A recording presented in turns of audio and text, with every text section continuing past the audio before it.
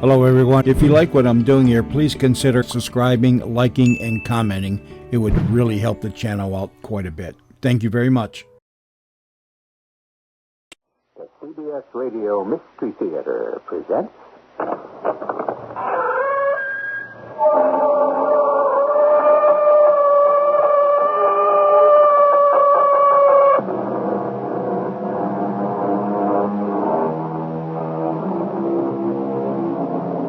Come in.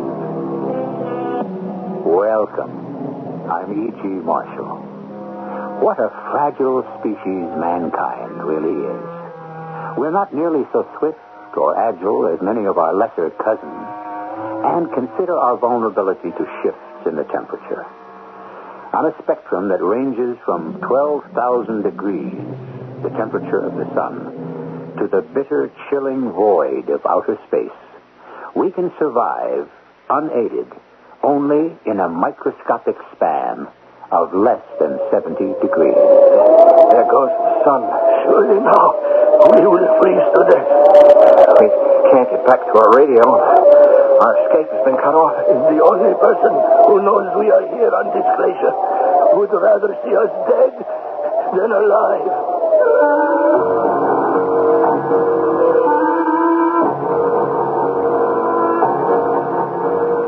Our mystery drama, The Ice Palace, was written especially for the Mystery Theater by Percy Granger and stars Tony Roberts.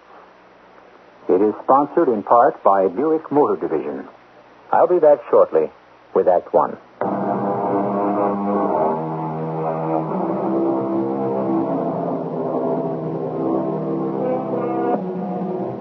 The Arctic regions are a permanent reminder of one of the most dramatic periods in the Earth's history, the Ice Age.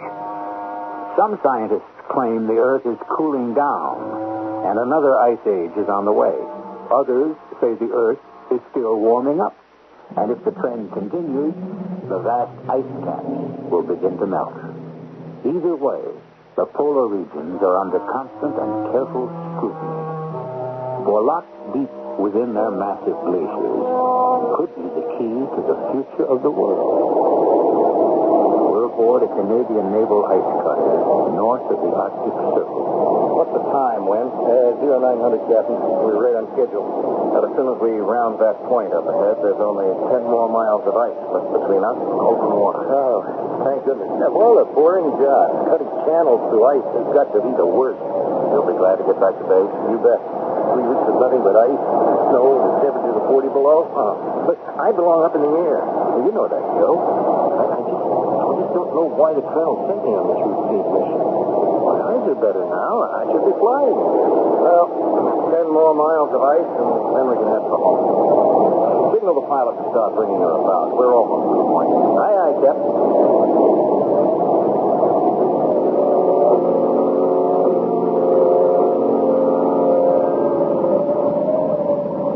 Joe? Hey, Cap, come up here. What is it? My eyes are supposed to be healed now, right? Didn't I have them tested just before we left base? Yeah. So what's the problem? You tell me. Look, the channel. It's already clear. There is no sign of ice anywhere. We are in open water. At this time of year, the channel is always under a layer of ice. And if we're on course, the Amundsen iceberg should be off our starboard bow. But there's nothing there but open water. Win, tell the pilot to turn her about. We better report this back to the base at once.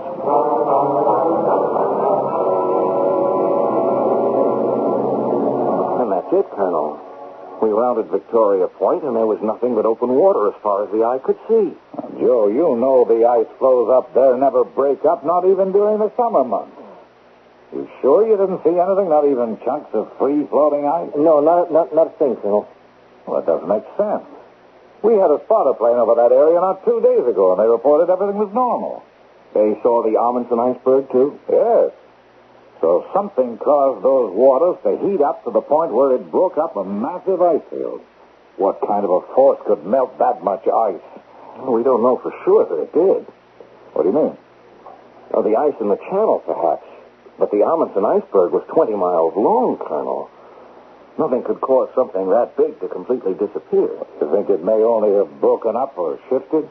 Well, I think we have to consider that a possibility. And the current in the Victoria Channel flows southwest, right into the main shipping lanes to the north slopes of Alaska. Yeah, that's true, Joe. There are super tankers and supply ships moving through that area constantly. At this very minute, there could be ice floating directly towards them. We've got to get a scout plane up at once. I'll call their wing and have them... Colonel, please, with your permission, I'd like to go up. You in? You haven't flown in over a year. My sight's back to normal now. The doc gave me a clean slate. Yeah, but I don't know. It's not that I don't get along with Captain Gates here. I do. But I'm a pilot, Colonel. I don't belong on the ship. Okay, Wynn. Thank you, sir. I hope I made the right decision, Joe. Well, I think you did, sir. Before that car accident, there wasn't a better pilot in the wing. That's right, before the accident. He'll be fine. He'll be fine. He just needs to get his confidence back. Well, I hope you're right. Yes, who is it?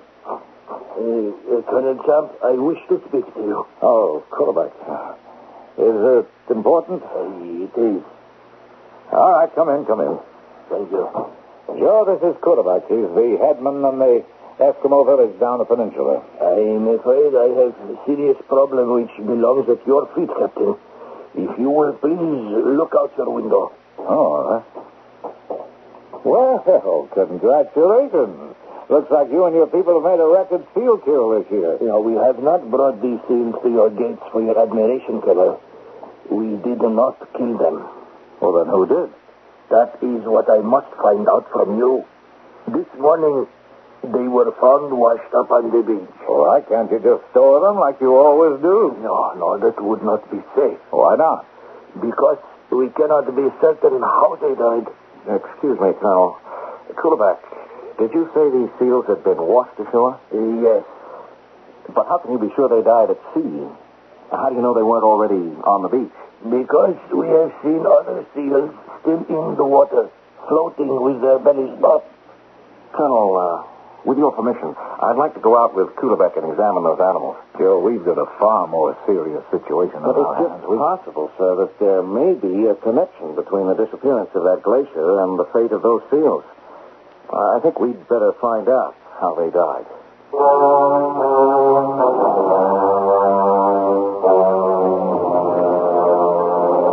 My people are very angry, Captain.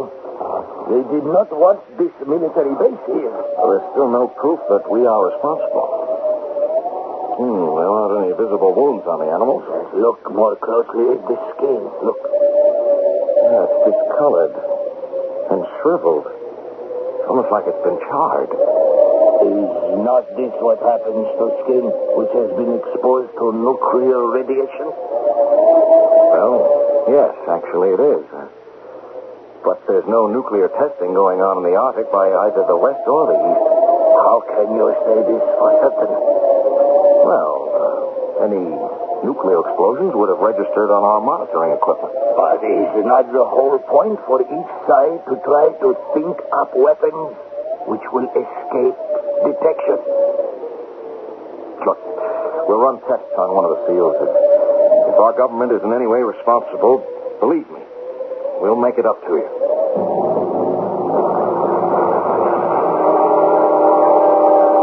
Nuclear radiation? That's impossible. Well, perhaps, but those animals exhibited all the signs of having died from a massive radioactive shock. Captain, do you understand the implications of what you're saying? If some nation is using the Arctic as a testing ground for And has developed a weapon that can eliminate a 20-mile-long iceberg without registering so much as a tick on our seismometer. Well, we still don't know the Amundsen iceberg has vanished entirely. Wynn hasn't radioed in yet.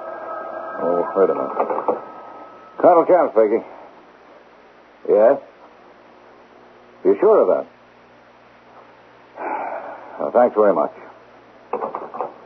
Now, that was the lab. They've completed the autopsy in one of those seals. There was no sign of radiation sickness. None at all? Well, what did they die of? Simple heat prostration. Heat prostration?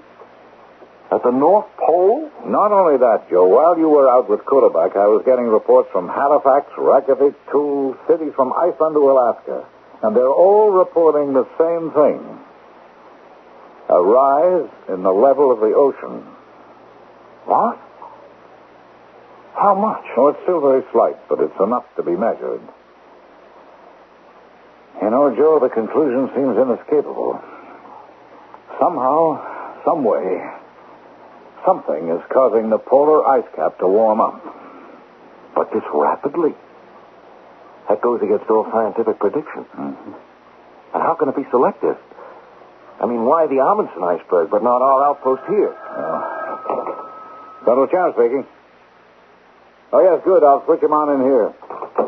Wynn is on the horn. Maybe now we'll find out something. Hello, Wynn? This is Colonel Champ. Do you read me? I read you loud and clear, Colonel.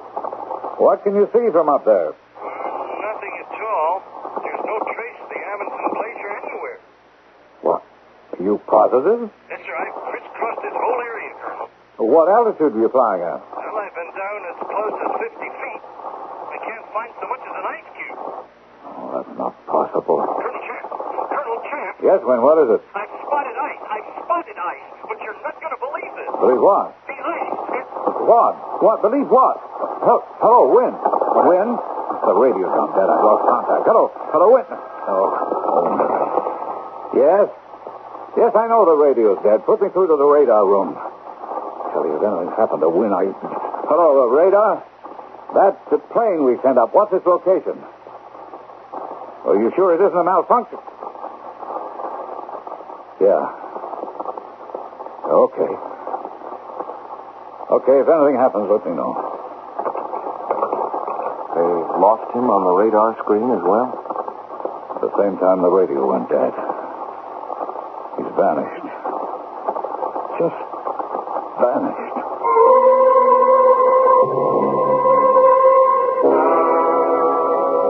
Are all the scout planes back, Joe? Yes, sir. Nothing. No trace of Wynn or his plane. I never should have let him go up. He wasn't ready to go. I don't think he crashed, sir. Why not? You remember what he said just before losing contact? I double-checked on the black box. His exact words were, "I've spotted ice. I've spotted ice." Well, According to the radar room, these were his coordinates at that precise moment. I see. So obviously what he was seeing was this, the Lancaster ice field. You're right. Except for one thing, Colonel. It isn't there anymore. What? The scout planes reported no sign of the Lancaster ice field. It's gone. 25 square miles of solid ice. Whatever got that ice field got wind. Joe, I'm calling Ottawa. I think Cuddeback is right. There is some kind of nuclear activity going on up here, and it isn't on our side. Joe, some strange force is causing the polar ice cap to melt. And if we can't stop it, the results will be catastrophic.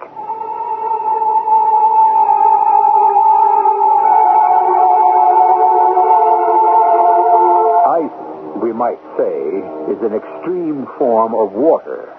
And extremes, Aristotle tells us, are to be avoided on principle. What would happen should all the ice on Earth vanish? Well, we know that's not possible. Nothing just vanishes. And in the case of ice, it would change into water. A great deal of water. I shall return shortly with Act 2.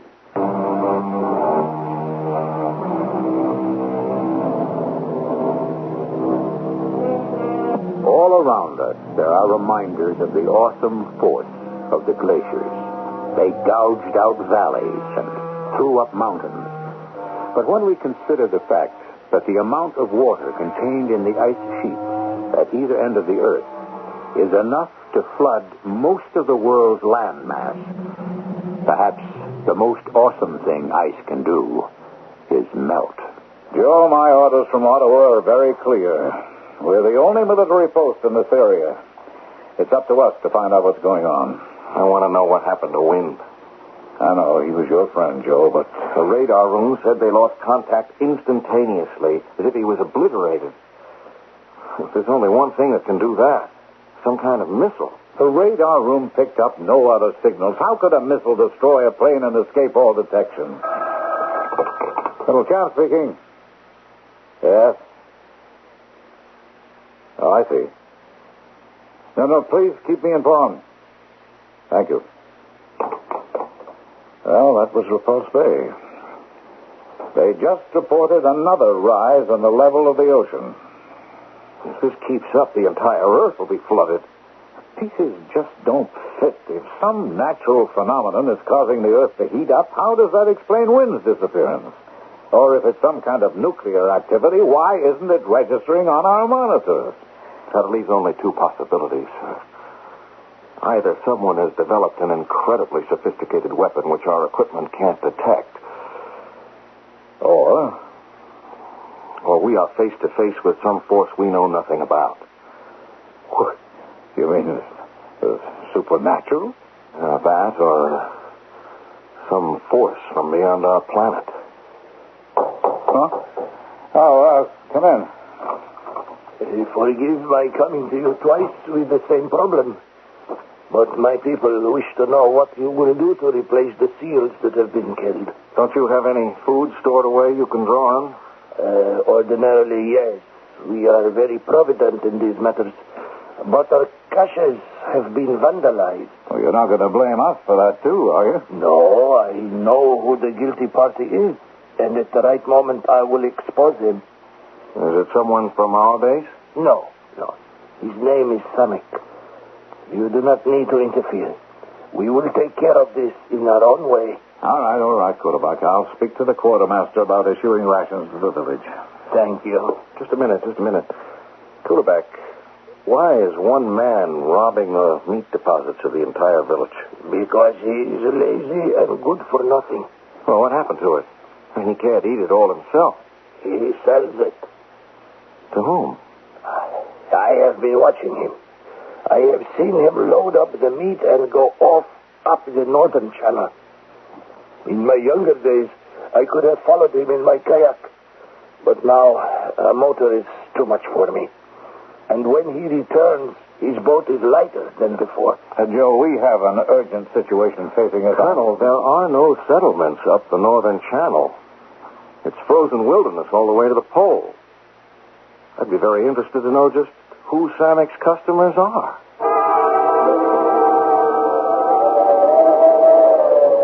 What do you want with me? I only take my boat out to hunt like the rest. Samek, Kulebeck here says you go up the northern channel. The hunting's better in the bay. I am bound by no law to do as the others do. Samek, I advise you to cooperate with Captain Gates. You have no power over me, old man. I know nothing. Who do you take the meat to? I do not know. Samek. I have never seen the man, that I can swear to you. I do not know even if it is one man or many. Tell us what you do know.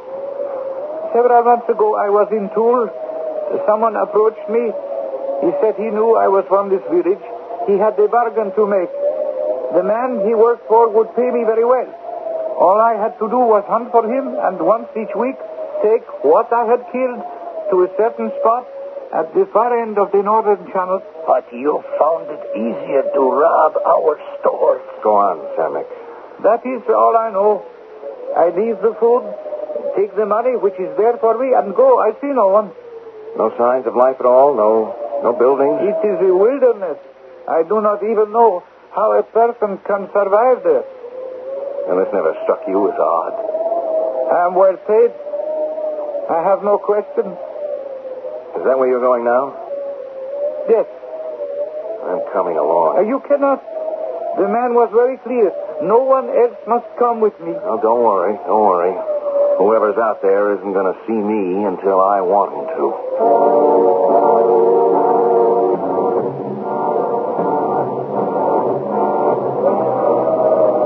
How could anything survive in such a bleak wilderness as this? There's nothing but snow and ice. The place where I'm about to leave the food is just around the next bend. All right. Pull up alongside this glacier here.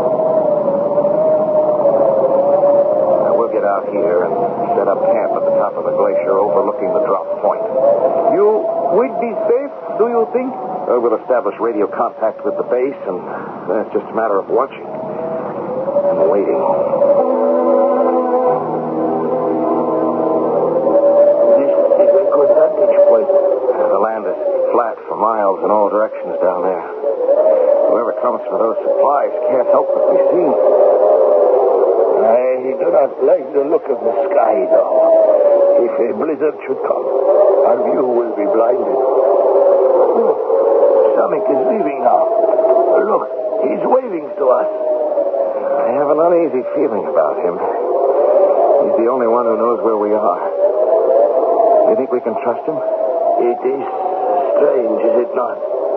We meet only this morning, you and I. Now, here we are alone and not knowing what it is we face. Sometimes trust is unavoidable. Yes, you're right. I don't like this wind. It's coming from a bad direction. We must get the tent up at once. This snowstorm is blocking our view. I can't see the supplies anymore.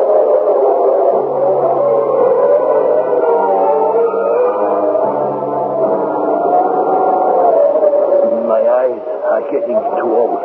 What can you see? Supplies are gone. Someone must have come during the storm and taken them. Come on. Let's go down there. I am not sure that is a wise idea.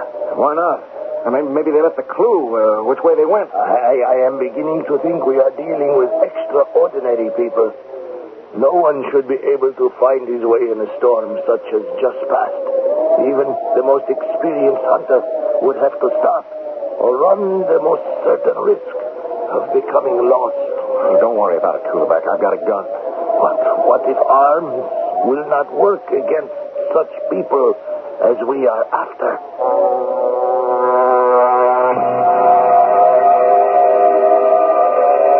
There's nothing here. No trace of the supplies Zamek left. The storm has covered all the tracks. Snow and ice for as far as we can see. Where could they have gone? What is happening? The ground's giving way. Hold it back. We're falling.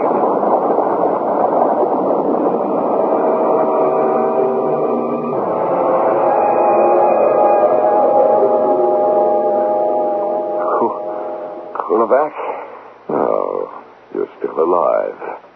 That's the metaphorical beauty of snow. It breaks one's fall. Who are you? My name is Raven. Raven? In the mythology of the northern peoples, the raven is considered a bird which can survive anywhere.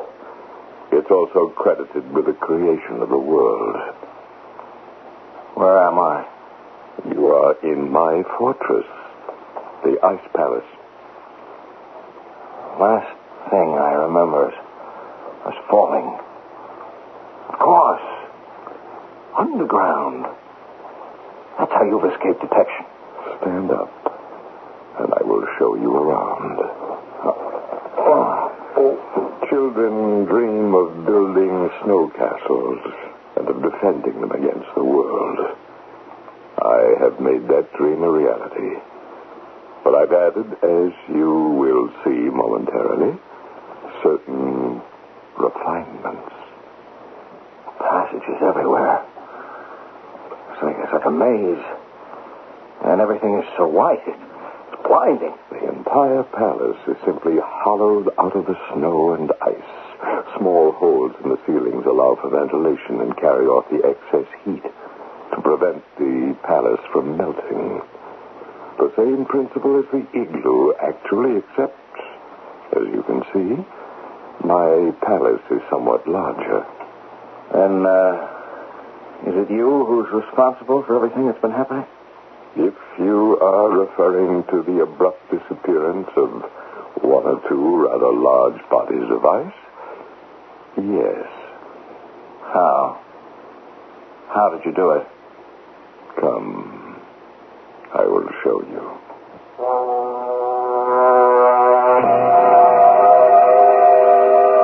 You see before you the work of a lifetime. That just looks like a telescope. melt an iceberg 20 miles long. It cannot.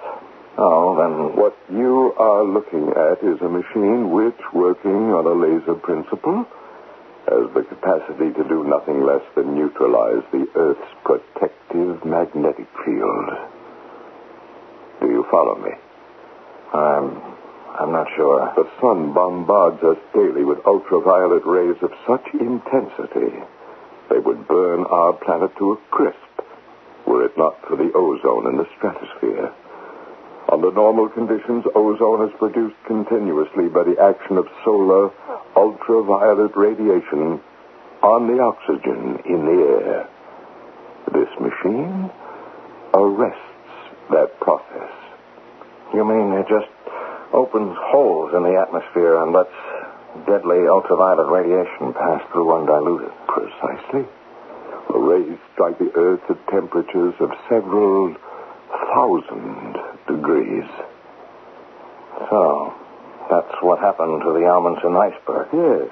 I was testing the width of the hole I could open. 20 miles. But I can also adjust it down to a point with a diameter of no more than 2 inches. And that's what happened to Wynn. He flew right into the line of ultraviolet radiation. And was burned to a crisp. So it was you who killed him. What happened? One of my minor inventions, this small gun, it freezes snow into ice. You tried to hit me.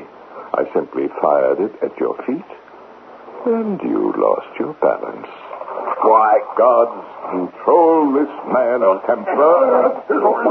You see, I am not entirely alone. What's the purpose of all this? What you have witnessed were the final tests of my machine. I've merely been waiting for the sun to move up into the northern hemisphere. Tomorrow I shall begin to systematically melt the polar ice cap. You're mad. We are all mad. But why? Why? Because it's a challenge. Because I don't want others to control my destiny. Because the world needs a good cleansing periodically. Take your pick. Reasons are cheap. I don't deal in reasons. But what is it you want? I make no demands. This is not a petty case of international terrorist extortion.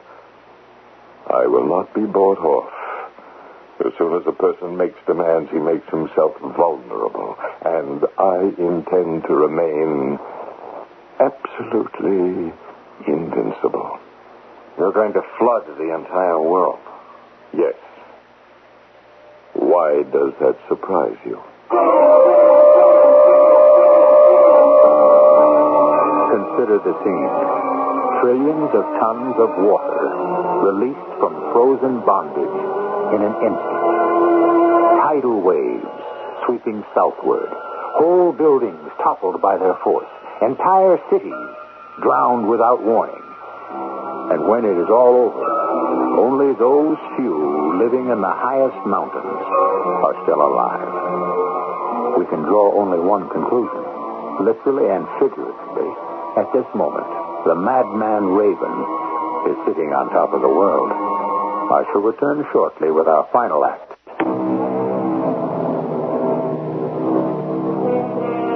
The Bible tells of a great flood. And the flood was 40 days upon the earth. And the waters increased, and the waters prevailed. All in whose nostrils was the breath of life died. This cataclysmic event was intended as a lesson and a warning. But today we tell ourselves it was only a parable. However, ancient texts from the Orient also record an inundation of the earth by water. So then, how improbable is our tale? Have we taken heed of the warning? Do we lead better lives today than we once did? Raven, you can't be mad enough to think you'll actually succeed, can you? On the contrary, Captain Gates. That is precisely why I shall succeed. When the sun rises tomorrow, I will turn on my machine And I will feel what no man since the great conquerors of the past has felt, the total satisfaction of complete triumph. And you will be right beside me to witness the whole terrible scene.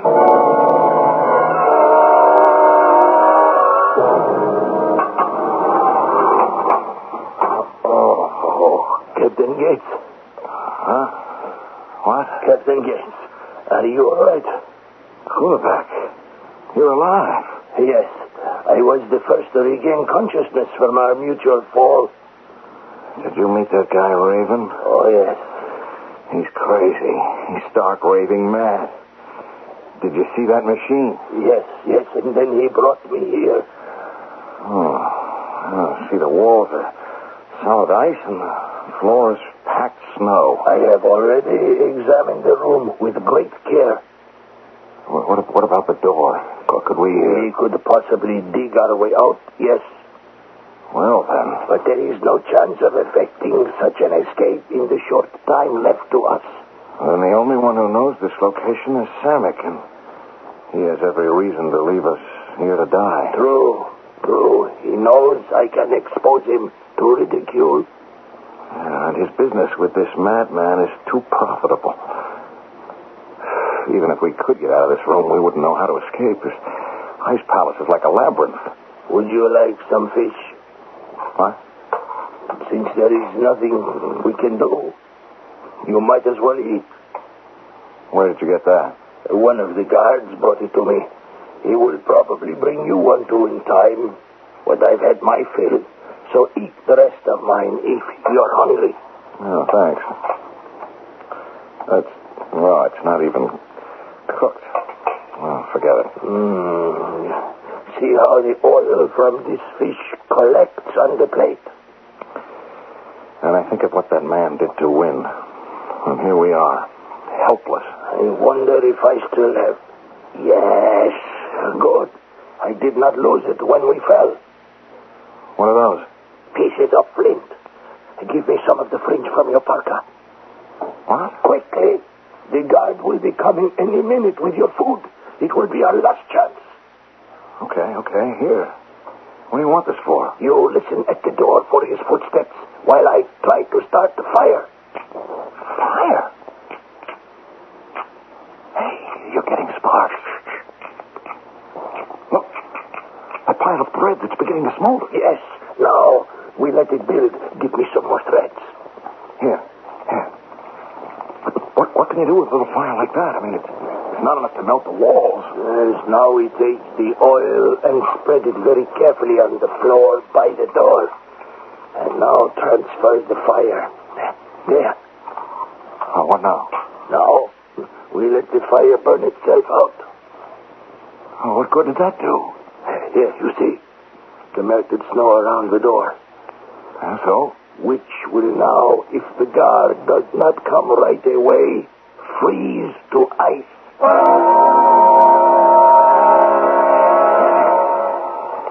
Here comes the guard now. Stand away from the door. I have food, but I am armed. Get back. Here is some food for... No! I've got him, Kulevac. Get his gun. Give me the gun, Kulevac. Here. Anyone else in the passageway? No. All right, the next question is how to get out of this place. Without this man to guide us, we will have to find our own way.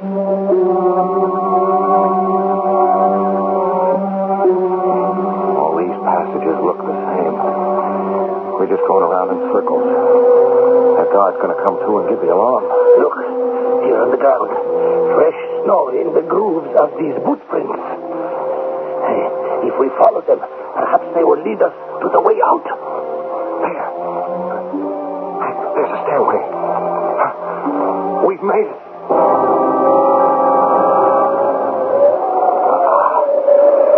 Crisp, fresh 40 below zero air never felt so good. Quickly, let us get back to the radio and contact the base. Kulevac, there's one thing. You know they won't be able to rescue us. I mean, Raven would fry any plane so crisp they try to send in. All Colonel Camp will be able to do is order down every missile we got and obliterate this entire area. Yes, I understand.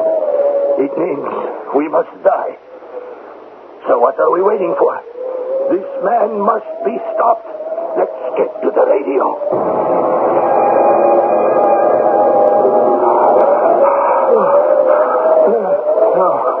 No. Look, the snow in front of us is melting. Raven must have discovered our escape and turned on his machine. He's coming towards us. Quickly. We got to change directions. I cannot run so fast. I'm too old. Come on. He's gaining on us. No, I cannot. There's only one thing to do. If we can make it to the ground over the ice palace, we'll be safe. Come on, Corvette. We're there. We made it. The melting has stopped. Raven can't bring the ultraviolet rays any closer without destroying himself, too. Very clever, Captain Gates. My congratulations. I know you've taken my God's weapon, so I will not risk sending anyone up after you. But I don't think that will be necessary. What do you mean? Your retreat has been cut off. And now I shall melt the ice over all the waters connecting us to the land south of here. And then, Captain Gates, I'm going to forget about you and get a decent night's rest. I have a busy day tomorrow.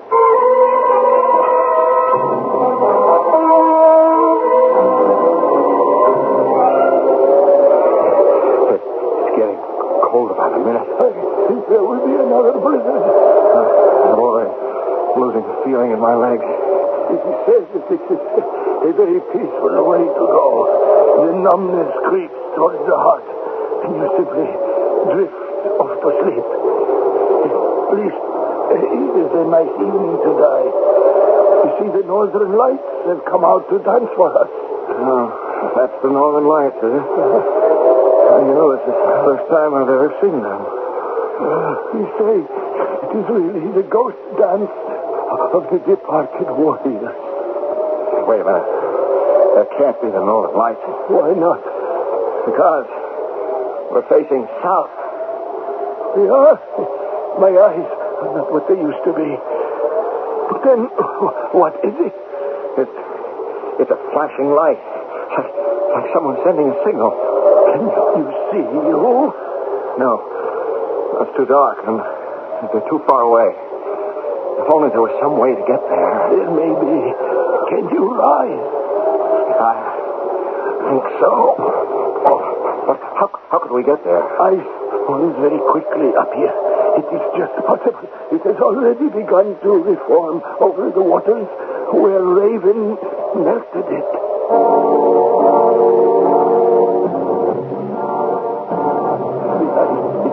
We will have to cross it on our bellies. I don't know if I'm going to make it. Quebec. My hands have gone numb now, too. We must keep moving. Careful. Careful, stretch out. It's getting thinner. We're halfway across the water. Is the light still flashing? Yes, but less and less. Whoever it is getting discouraged. We must try to move faster. Quebec, the ice is broke. Don't move. Stay flat on your stomach. We can only hope it is thick enough to stay afloat. We're drifting.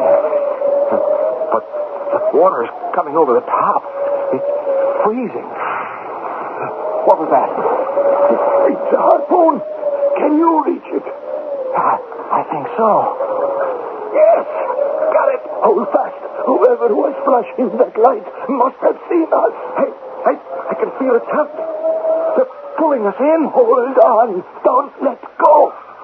My hands are about to double. What could this person be? What if it's one of Raven's men? Hello! Captain Gates, it is Samek. Samek! You've got us! Keep pulling!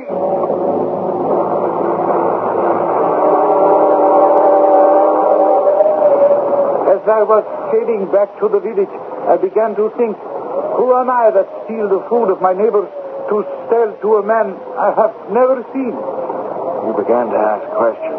Yes, and suddenly the money he was paying me did not seem next so much. You know, I will have to tell the others that it was you who raided their CashApp. It was a temptation to leave you there, Kulebach, and try to keep the truth hidden. But you are a tough old crow, and I knew you would manage to return somehow, so it might as well be in my boat. And that, too, I will tell the others. Almost gone. Sammy, how close are we to the base? Look! You can see the lights now.